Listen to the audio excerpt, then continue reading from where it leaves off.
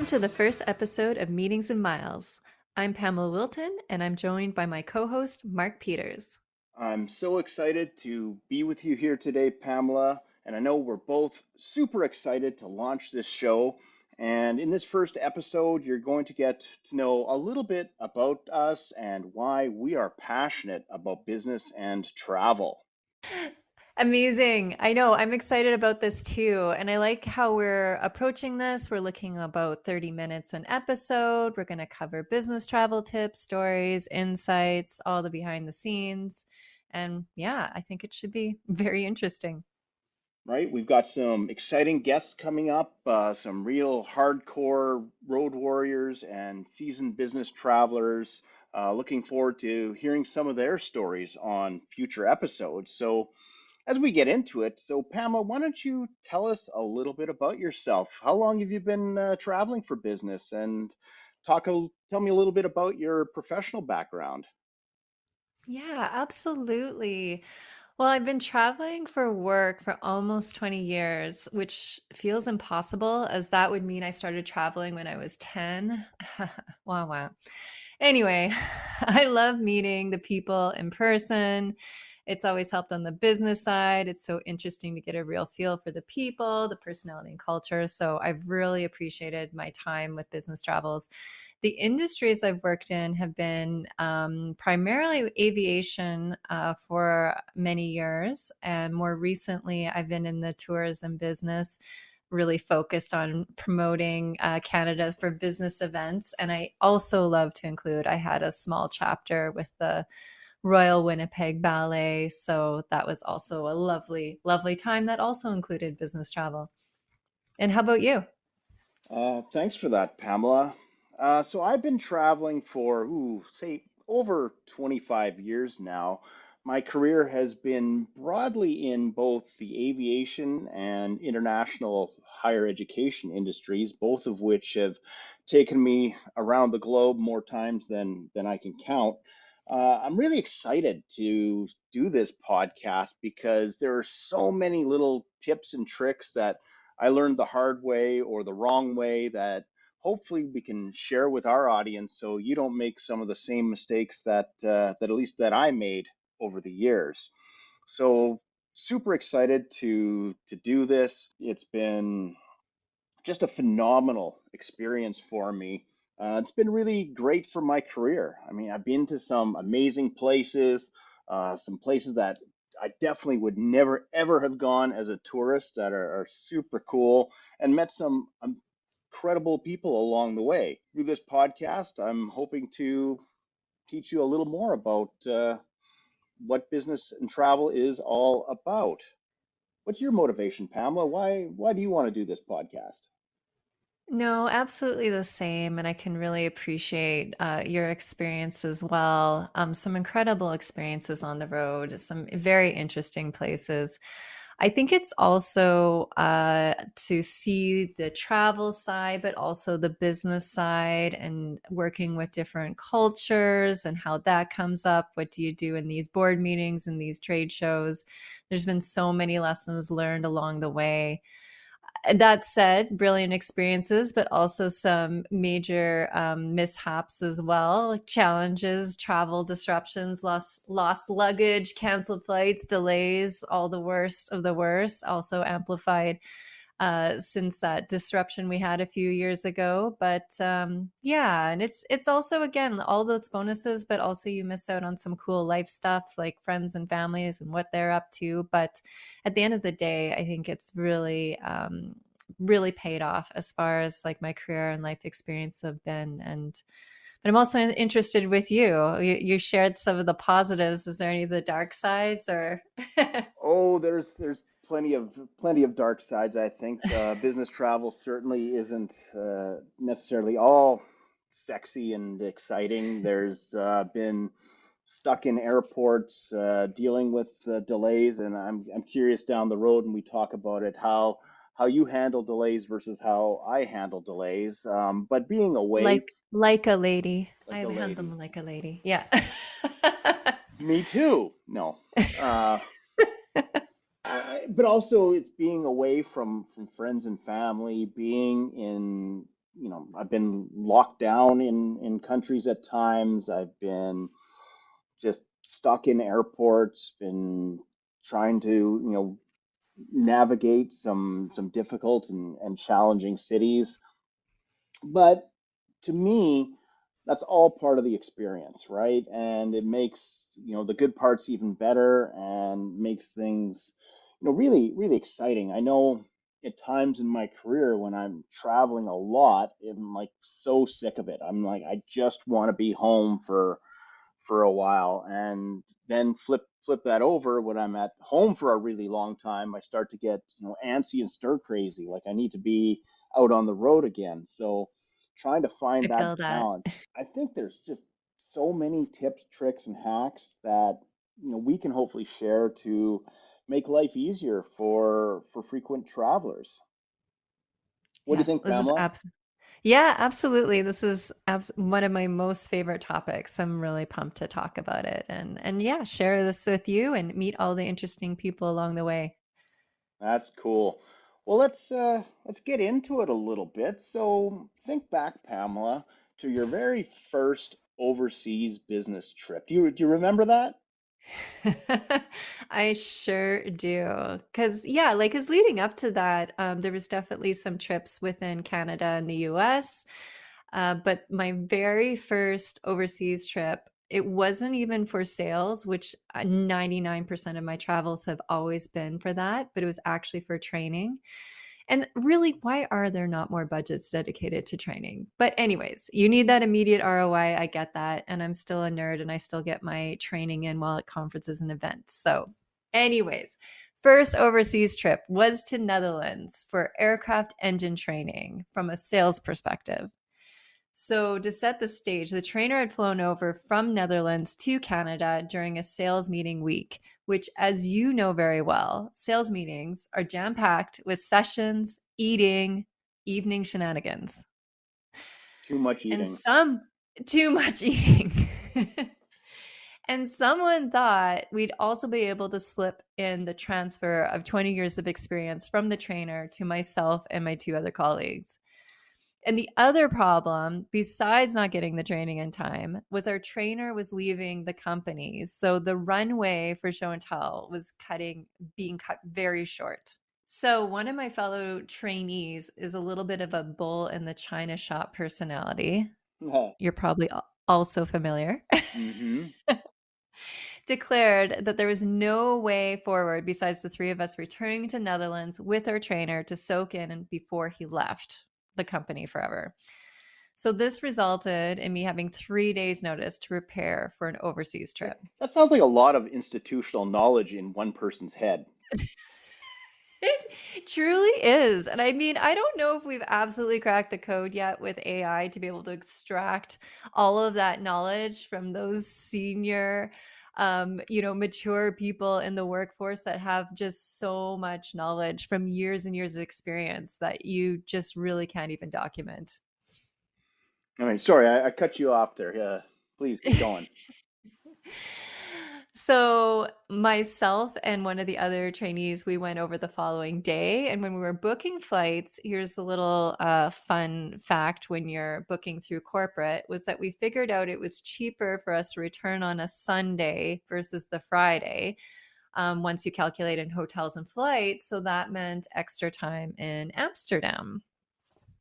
That's cool. And for people who never traveled a long time ago, it used to always be flights were so much cheaper if you stayed over a Saturday, like to even so much that you could offset a hotel and car costs. So, I remember when I was young and single, staying over a Saturday not only saved money, but it was awesome.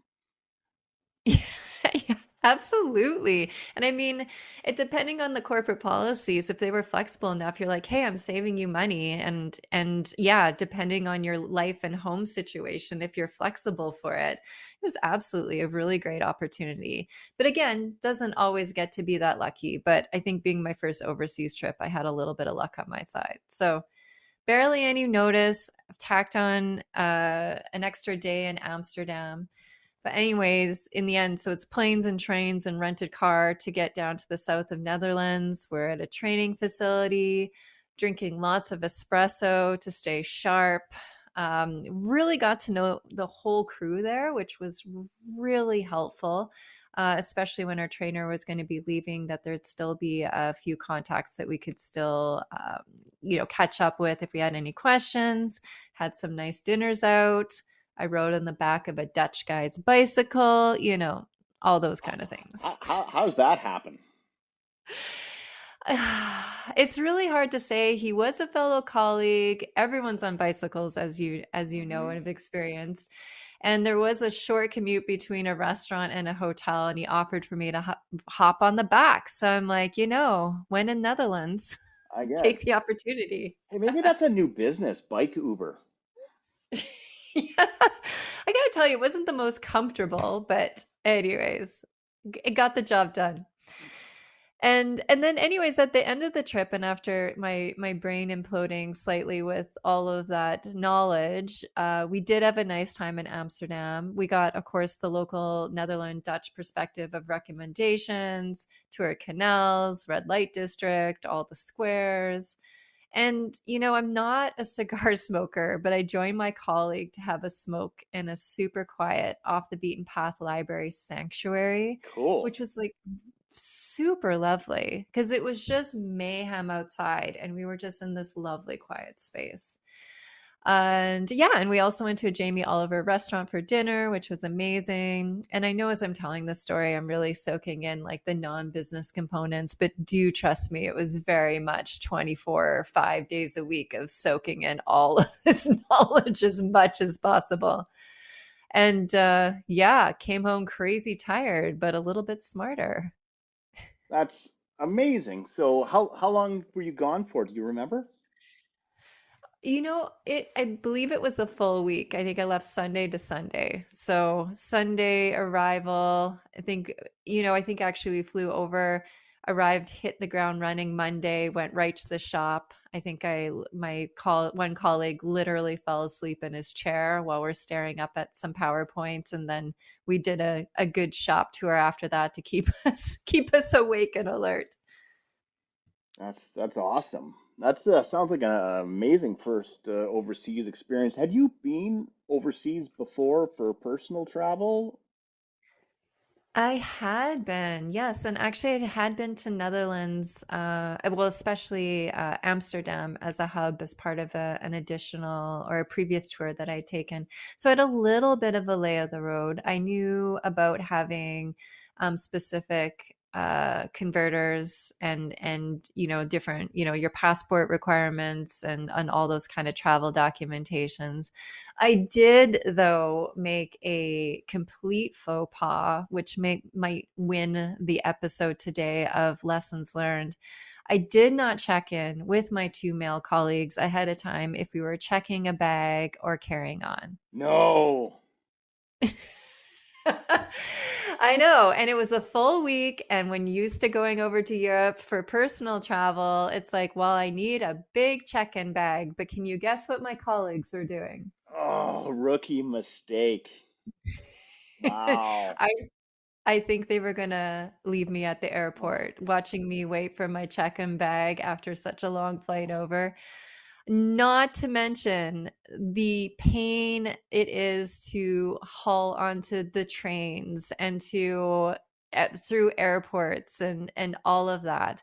I mean, if I was with fellow travelers with check-in bags, it might have been more forgivable, but the whole thing was a bit of a disaster. I'm not even sure we could be friends anymore. Uh, I learned a lot since then. it is, and I've made that mistake too, to be totally frank. And yeah, I think that is a major lesson is if you're traveling with people, you've all got to be on the same page. You're either checking a bag or you're not. There's no in between. Absolutely. But I'm interested in yours. If you remember, when was your first overseas experience for work? Well, remarkably, my first overseas experience was a lot like yours. I had done some business travel domestically before that, and my first trip was to the Netherlands.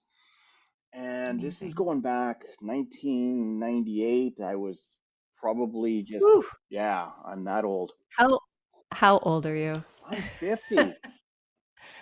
Amazing. I don't know if I'd say amazing, but it's a thing. But I was a pretty new grad. I was, less than or about a year out of university by then, and I had to go. I was part of my role at the time is I was managing a very terrible CRM system, and it was going to be replaced. But our team in the Netherlands, they especially hated it. Remind us all again, CRM. Oh, customer relationship management. Good one, Pamela. Yeah. Uh, I think I'm terrible for throwing out acronyms that people may not know from all these years in aviation, which arguably has the most acronyms of any industry I've certainly ever worked in. Absolutely. So I'm managing this CRM system. It's not good. It's a bad system, and so the bosses, even though it was going to be replaced, I think it was maybe to placate the team over there. They wanted to send me across to do some training on how to use it better, to be a little more efficient with it, which I was glad to do because I know I had a bit of a tumultuous relationship with my main contact over there. He especially hated the system, and like I used to dread opening my email in the morning because there would be an email from him about everything that's wrong with it today. And I know it was wrong. I know it sucked, but this is the hand we were dealt. I didn't pick this system, but he seemed to associate me with the system. So I don't think he liked me very much, but that's okay. So anyways, we're getting on pretty close to I'm a couple days away from the trip. I'm getting a little bit nervous, anxious. I'm in my early 20s at the time, going overseas, wanting to impress and do a good job. And one of my superiors, I think he could tell that I was getting a little bit anxious, and he calls me over. He said, "Mark, what's going on?" I said, "Well, I'm a little nervous about this trip."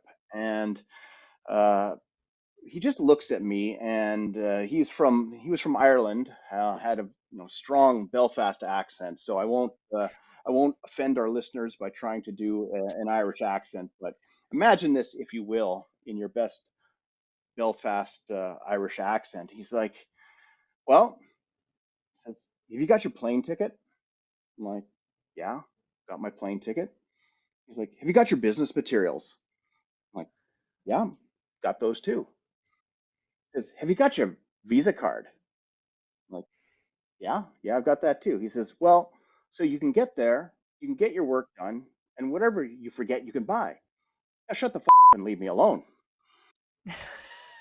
And Pamela, to this day, every single trip, A, I've never been worried about it, and B, those three things I think about before leaving on every trip, and I hear it in my head in a fine Irish accent. So I did get there, and like you, it was about a week-long trip, and got my work done.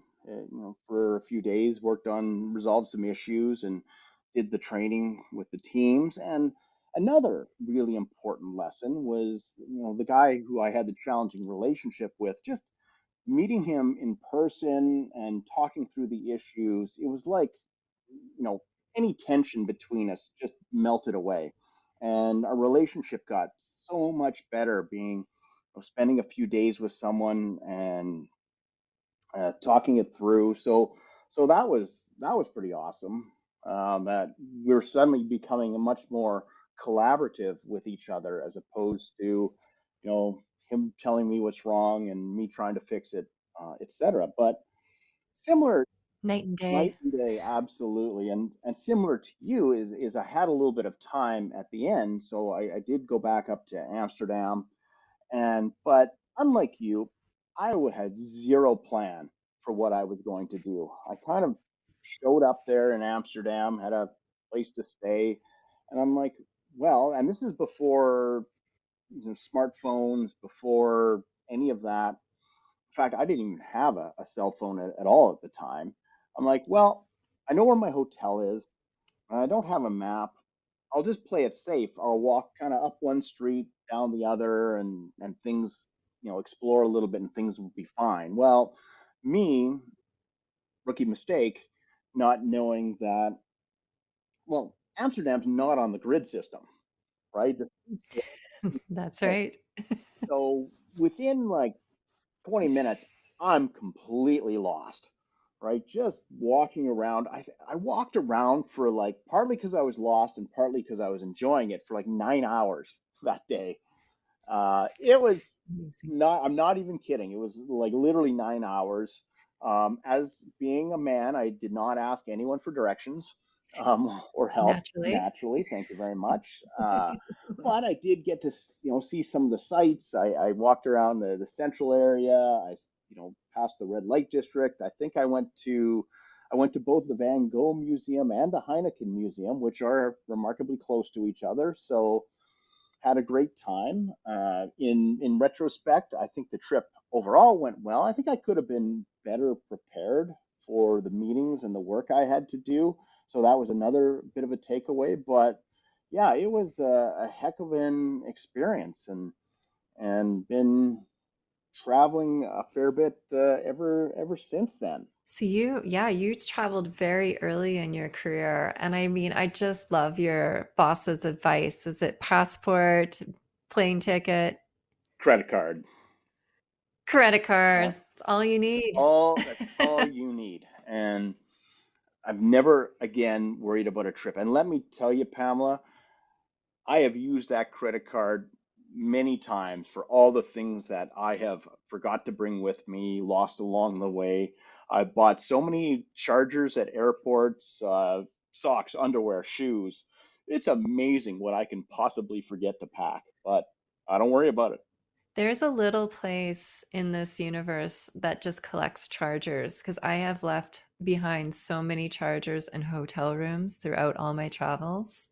Like it's ridiculous. hmm And again, hotels know it. So something I also learned was that go to the front desk and ask for a charger, and they've got one that fits whatever device you're trying to charge because someone else has left it. Yeah, that's a very good point. I think I learned that at some point too. It's amazing what they have at the front there. True, I heard about a guy who would never bring a tie on a trip. He always needed to wear one. He would just go to the front desk and say, "Hey, last time I was here, I forgot my tie. Have you got one?" And he'd pick one out, basically pick one out of their lost and found. And Oh, wow. That's next I, level. I think it is. That's like that's minimalist packing at its finest Uh, there. which is something I'm not great with, to be honest. I'm probably an overpacker. Really? hmm Even with the check-in bag, or sorry, a carry-on bag. I always find carry-on that forces me to be very Yeah, concise. if I'm carry on only, then I'm really good. But if I'm checking a bag, it's like I'm a goldfish. I will fill the size of my container. So if I'm bringing like my giant suitcase, it's full.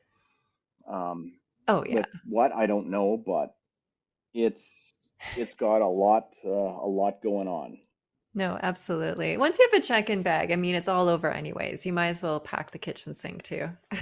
Pretty much, right? Is it going to be warm, cold? The worst is actually having a trip that's both, a hot climate and a cold climate on the same trip. Done Mm-hmm. that a few times. I had a few trips to Alaska several years in a row, and I would often have to pack extra winter gear for whatever additional team building that would take place with some clients. So, yeah, sometimes it's unavoidable. hmm Actually, I forgot to ask you earlier, Pamela, how many countries have you been to? Oh my goodness. Well, you're going to beat me on this, and I might have to do a recount, but I think it's been around 40 or so. I should have a more concise count. That's How about I'm not you? beating you by much. I'm 45, 46, give or take. Now, do you include places where you just stopped on a layover, or do you need to have your passport stamped? We're gonna have to really go back to the record on this. If you got 45, I have far less than Uh, that. But yeah, there is like Ireland is one that I've passed through that airport several times. And I always, when I'm counting, do I count it or do I not? But considering I really want to go there and explore it more, I'm not going to count it. Okay. Yeah, I'm the same way. It doesn't count if you've just like landed on a layover. If you haven't actually left the customs area, it doesn't count. Well, those are some awesome stories, Pamela. I really appreciate you sharing them with us. I know you've got a lot more stories coming up with other great travel hacks and tips for our listeners. And thank you to our audience for joining us for this very first episode. Yes, thank you so much. And likewise, Mark, I absolutely love all of your travel tales. And I know you have gone to places that I've never been as well. I think it'll be just so great to hear all of these, share these stories of the road and how we've overcome them. And yeah, I think it'll be really great. Fantastic. And so please, I think it's required to say on a podcast, be sure to subscribe, download, leave reviews, and follow us on social media. Where can they find us, Pamela? We'll be meetings and miles on LinkedIn. That's awesome. So we're looking forward. If you know someone with great travel stories who you think could be a great guest on this show, please, if it's you or someone you know, please recommend them. We've got a number of guests lined up over the next little while, so excited to hear what they have to say. And if I think I'm a seasoned business traveler, will some of these guys just absolutely leave me in the dust? Thanks so much, Mark. I, again, looking forward to this and safe travels, everyone.